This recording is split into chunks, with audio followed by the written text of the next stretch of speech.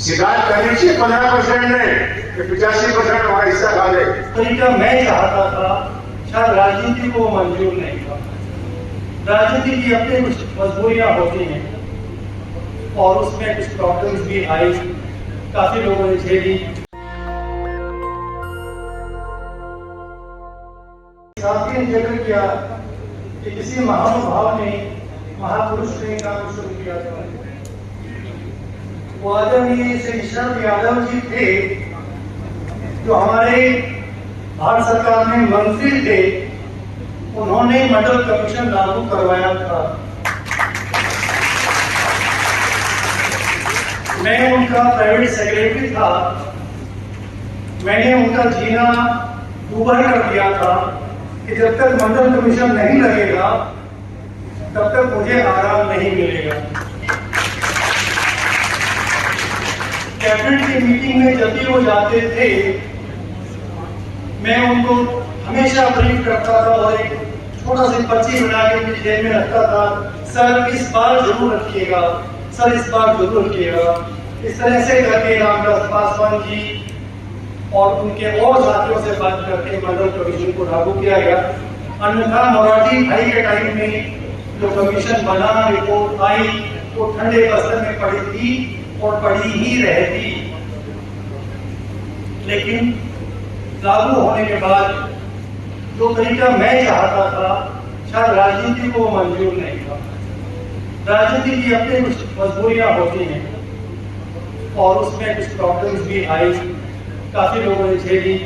शरजीत ने झेली, मैंने भी झेली, मेरे साथियों ने भी झेली।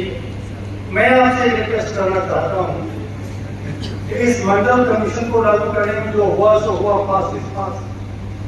भविष्य में ये डायल्यूट ना हो, उसके लिए पूरे ओबीसी की जातियों को, सभी साथियों को ध्यान रखना है, बच्चों को तैयार करना है एग्जाम के लिए। बिहार से बहुत बच्चे आते हैं, आपने देखा होगा, आईएएस में, आईपीएस में, इनकम टैक्स में, कस्टम में, रेलवे में, जो टॉप की सर्विसेज में है, मैक्सिमम बिहार के हैं। उनके अपने कोचिंग सेंटर है, उनके अपने साथी हैं, उनको पढ़ाते हैं, समझाते हैं, नोट्स तैयार करते हैं, एक्सचेंज करते हैं। यह सही है कि इंटरनेट पे बहुत कुछ अवेलेबल है, लेकिन सारा सही है ये जरूरी नहीं है। जो इंटरनेट पे आपको मिलता है वो सारा सही हो, ऐसा नहीं है। मेरे पास ऐसी चीजें भी हैं जो मैंने देखी यूट्यूब पर, इंटरनेट पर, लेक्चर्स भी सुने, पढ़े भी, और मैंने कहा ये गलत है। तो सारा उस पर डिपेंड मत करना, तैयारी करो, घबराने की कोई जरूरत नहीं है।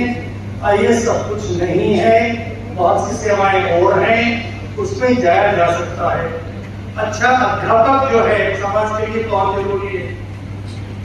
अच्छा अध्यापक होना, अच्छा इंजीनियर होना, अच्छा साइंटिस्ट होना, ये बहुत जरूरी है।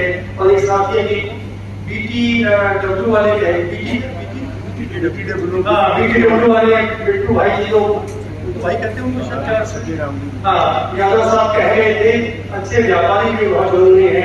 इसलिए जहां भी हैं, जैसे हैं, आप मेहनत करो। एक ही फार्मूला है, मनसा वाचा कर्मणा। सोचो, उस दिशा में रोज मनन करो और उसके बाद कर्म करो। मात्र सोचने से कुछ नहीं होने वाला। मैं आपका समय और ज्यादा नहीं लूंगा। आपको पुनः बहुत बहुत बधाई, और आप समाज के लिए, देश के लिए अच्छा काम करेंगे, ऐसी पूरा समाज आपसे उम्मीद करता है। नहीं कहनी चाहिए। सागर में मैंने कहा, वहां लोग शिकायत कर रहे थे कि 15% लोग हमारे हिस्सा खा रहे हैं और 80% लोग हम होते हुए। मैंने कहा भाई ये तो बड़ी हंसी की बात है।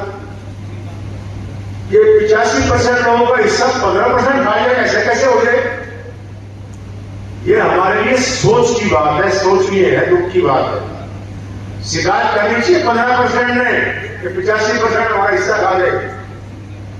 हम लोगों ने, जो हमारे पूर्वजों ने, लालू जी यादव जी ने, शरद यादव जी ने, मुलायम सिंह यादव जी ने, और खास तौर पर आपको एक बात बता दूं, मैं सबसे बड़ा योगदान उसमें काशीराम जी का और इनका पासवान जी का रहा है।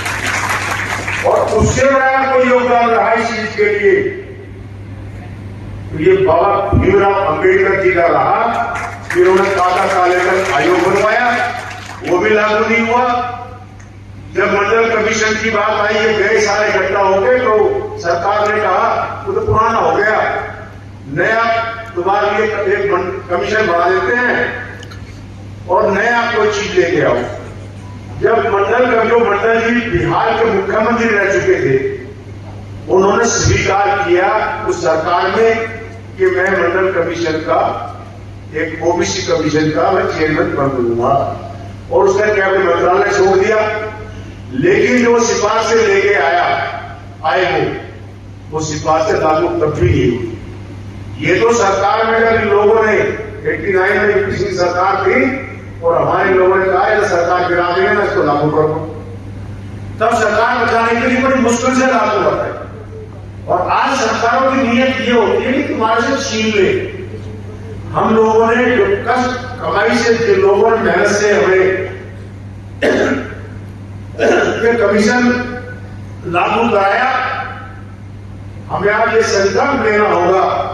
और मैं दोबारा से, मैंने भी पार्टी ज्वाइन की, आम आदमी पार्टी, तो मेरे को बहुत ऑफर थी कि मैं कहां काम करूं। मैंने सीधा दोबारा जो किया ना, बड़े बड़े पद थे, जो अच्छे पद थे, कस्बोकेसी है, कमरे में घुसे तो वहां सेंट भी मारते हैं। लेकिन मैंने सब कुछ छोड़ के, मेरा सपना है और ये सोच के मैंने लिया कि अगर कोई हमारे बच्चों के इस ओबीसी का जो हमारा कोटा है, इसकी तरफ को देखने की कोशिश करेगा तो ताकत आपकी होगी। और भाई देवेंद्र यादव जी और हम सब मिलके इसका आप लोगों के साथ खड़ा होकर इसकी तरफ किसी को देख नहीं दे देंगे, ये संकल्प हमारा है। तो तुम लोग साथ खड़े हो ना, निगाह है लोगों की, और सबसे ज्यादा निगाह अगर किसी की है तो यादव जाति के है।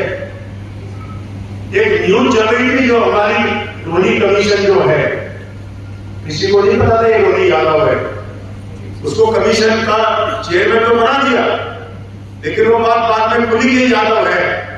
और उस बेचारे ने जितना करके हमारी ये अभी तक रोका हुआ है यादवों के लिए, मैं उसका इस मन से उसको बधाई देता हूँ।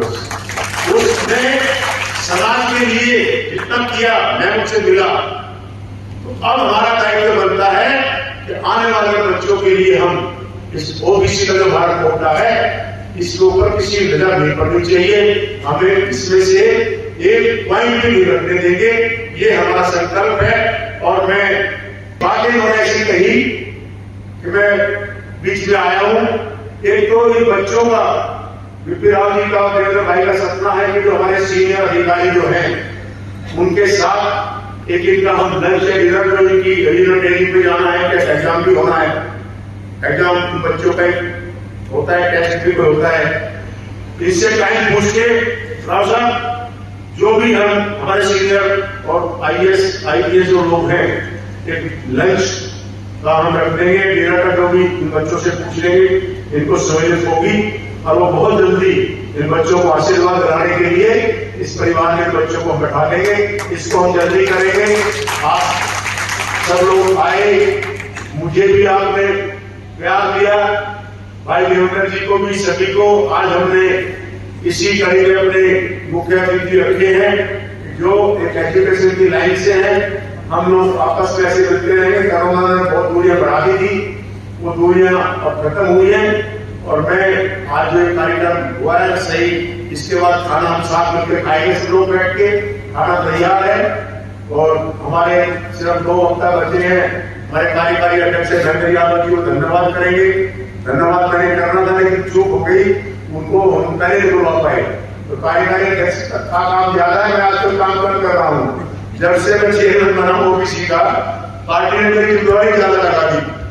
मैं बीच में बोल आज 2 बातें कह रहा हूँ, मैं धन्यवाद के लिए बैठा हुआ था कि लास्ट में आप सबका धन्यवाद कर दूंगा, लेकिन मेरी जो ड्यूटी निभा रहा है वो भाई महेंद्र यादव जी निभा रहे हैं।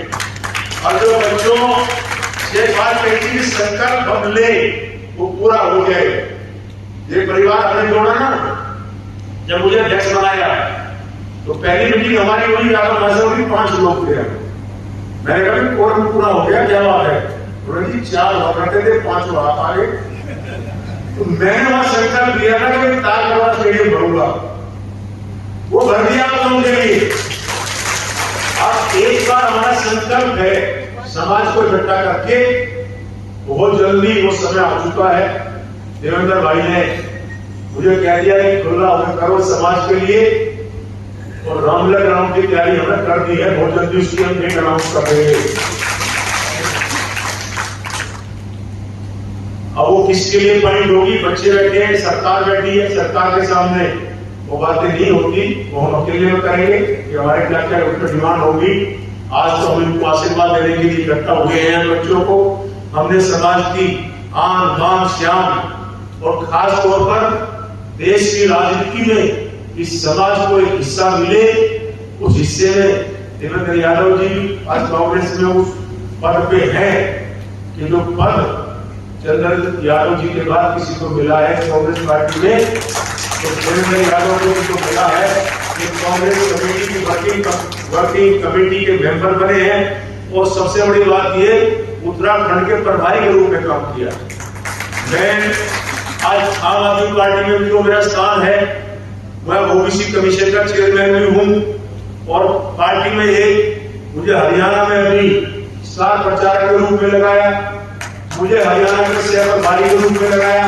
ये सब ताकत मेरी ताकत नहीं है, ये सब ताकत है जो समाज मेरे साथ खड़ा हुआ है, जो परिवार मेरे साथ खड़ा हुआ है, जो आज आप लोग मेरे साथ हो, उसकी ताकत देके मुझे और भाई देवेंद्र जी को आज पार्टी ने सुपुर्द किया है। मैं इस समाज का भी आभारी हूं, और यही कहूंगा इस मंच से कि इस समाज की आन बान शान के लिए जो मेरे से और देवेंद्र भाई से बन पाएगा, हम कभी भी आपको पता ही नहीं बरतेंगे, और समाज की इज्जत के लिए हम जहां भी आपको इशारा करेंगे, खड़े होकर आपकी आशा पर खड़े उतरेंगे।